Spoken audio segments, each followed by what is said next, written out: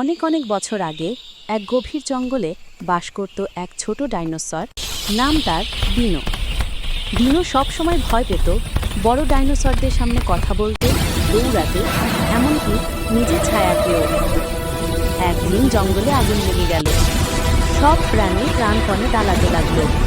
ডিনোও পালাতে চাইল, কিন্তু তার ছোট পা বারবার হোঁচট খাচ্ছিল। তখন সে দেখল একটি ছোট ডিম আগুনের মধ্যে পড়ে আছে।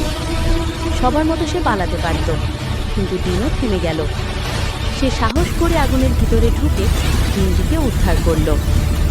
সবাই ভাবল ডিনো পুড়ে যাবে, কিন্তু কিছুক্ষণ পরেই দেখা গেল ধোঁয়ার ভিতর থেকে ডিনো আসছে।